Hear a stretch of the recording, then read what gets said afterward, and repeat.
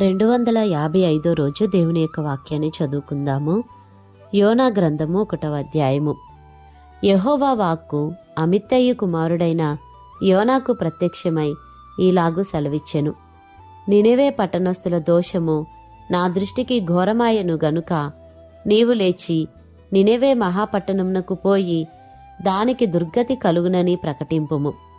అయితే యెహోవా సన్నిధిలో నుండి తర్షీషు పట్టణమునకు పారిపోవాలని యోనా యొప్పేకు పోయి తర్షీషునకు పోవు ఒక ఓడను చూచి ప్రయాణంనకు కేవు ఇచ్చి యెహోవా సన్నిధిలో నిలువక ఓడవారితో కూడి తర్షీషునకు పోవుటకు ఓడ ఎక్కెను. అయితే యెహోవా సముద్రము మీద పెద్ద గాలి పుట్టింపగా సముద్రమందు గొప్ప తుఫాను రేగి ఓడ బద్దలైపోవు గతి వచ్చెను.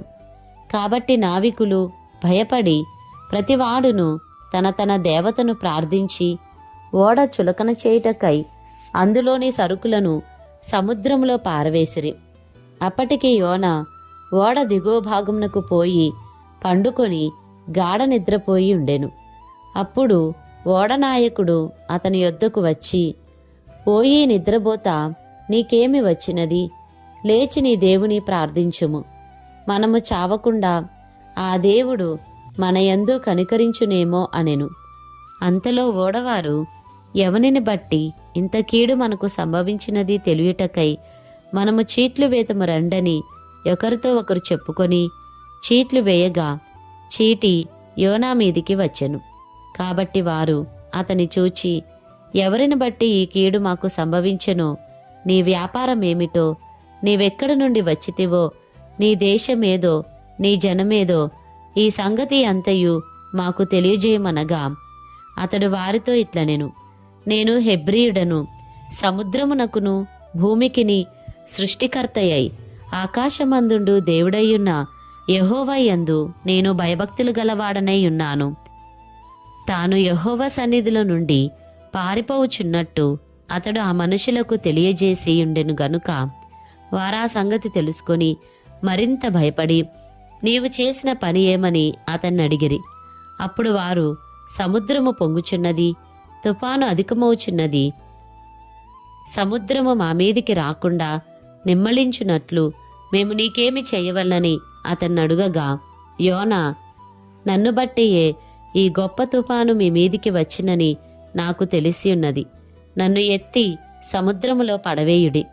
అప్పుడు సముద్రము మీ మీదికి రాకుండా నిమ్మళించునని అతడు వారితో చెప్పినను వారు ఓడను దరికి తెచ్చుటకు తెడ్లను బహుబలముగా వేసిరిగాని గాలి తమకు ఎదురై తుఫాను బలము చేత సముద్రము పొంగియుండుట వలన వారి ప్రయత్నము వ్యర్థమాయెను. కాబట్టి వారు, యెహోవా నీ చిత్త ప్రకారముగా నీవే దీని చేసితివి, ఈ మనుషుని బట్టి మమ్మును లయము చేయకుందువుగాక, నిర్దోషిని చంపితిరన్న నేరము మా మీద మోపకుందువుగాక అని యెహోవాకు మనవి చేసుకొని యోనాను ఎత్తి సముద్రములో పడవేసిరి.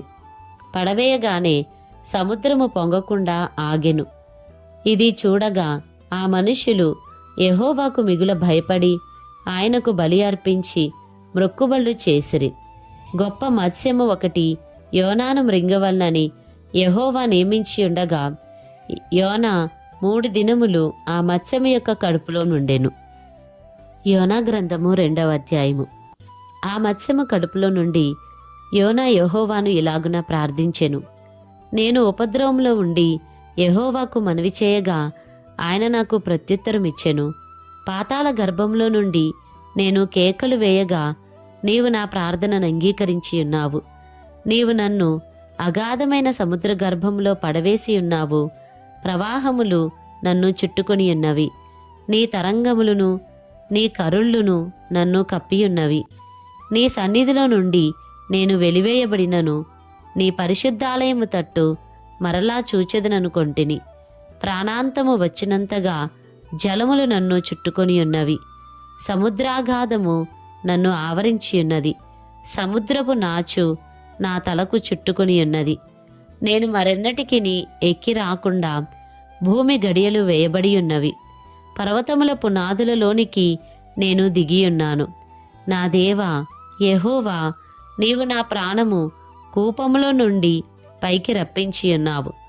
కూపంలో నుండి నా ప్రాణము నాలో మూర్ఛిల్లగా నేను యెహోవాను జ్ఞాపకం చేసుకొంటిని. నీ పరిశుద్ధాలయంలోనికి నీ యొద్దకు నా మనవి వచ్చెను. అసత్యమైన వ్యర్థదేవతల యందు లక్ష్యముంచువారు తమ కృపాధారమును విసర్జింతురు. కృతజ్ఞతాస్తుతులు చెల్లించి నేను నీకు బలులు నర్పింతును. నేను మ్రొక్కుకొనిన మ్రొక్కుబళ్లను చెల్లింపక మానను. యెహోవా యొద్దనే రక్షణ దొరుకును అని ప్రార్థించెను. అంతలో యెహోవా మత్స్యమునకు ఆజ్ఞ ఇయ్యగా అది యోనాను నేల మీద కక్కివేశెను.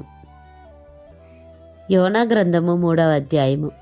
అంతటా యెహోవా వాక్కు రెండవ మారు యోనాకు ప్రత్యక్షమై సెలవిచ్చినదేమనగా, నీవు లేచి నినెవే మహాపురమునకు పోయి నేను నీకు తెలియజేయు సమాచారము దానికి ప్రకటన చేయుము.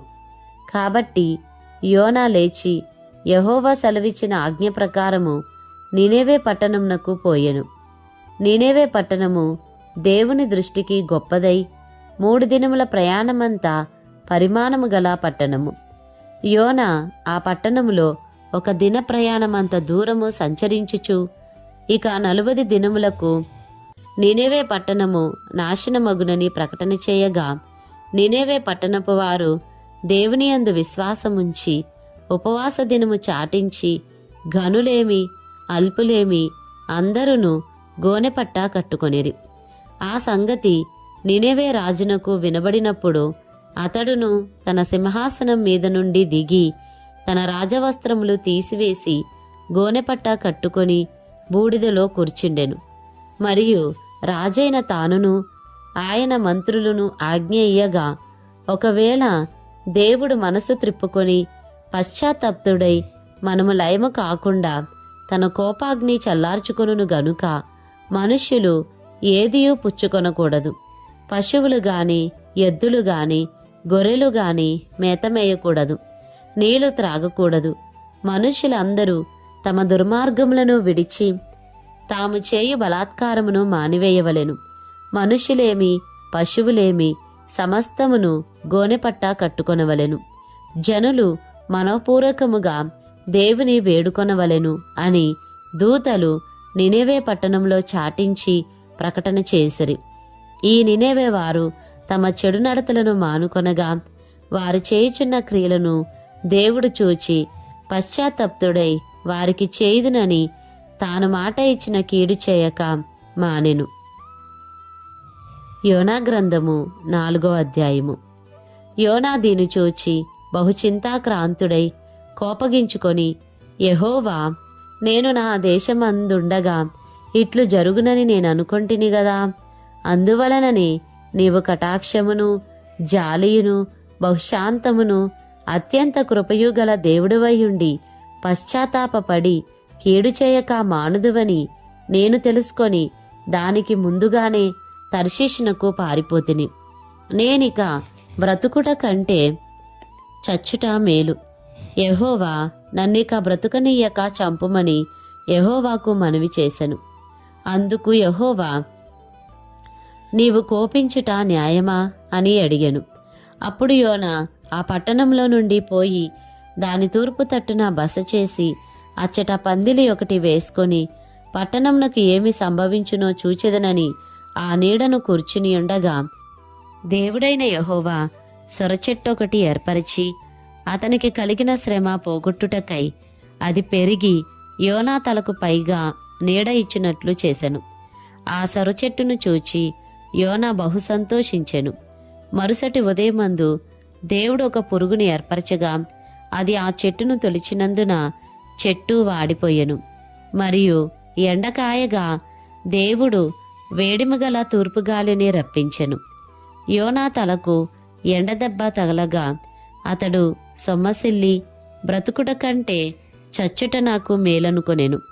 అప్పుడు దేవుడు, ఈ సొరచెట్టును గురించి నీవు కోపించుట న్యాయమా అని యోనాను అడుగగా, యోనా, ప్రాణము పోవునంతగా కోపించుట న్యాయమే అనెను. అందుకు యెహోవా, నీవు కష్టపడకుండాను పెంచకుండాను ఒక రాత్రిలోనే పుట్టి పెరిగి ఒక రాత్రిలోగానే వాడిపోయిన ఈ సొరచెట్టు విషయంలో నీవు విచారపడుచున్నావే? అయితే 120,000 కంటే ఎక్కువై కుడి ఎడమలు ఎరుగని జనమును బహు పశువులను గల నినేవే మహాపురము విషయంలో నేను విచారపడవద్దా అని యోనాతో సెలవిచ్చెను.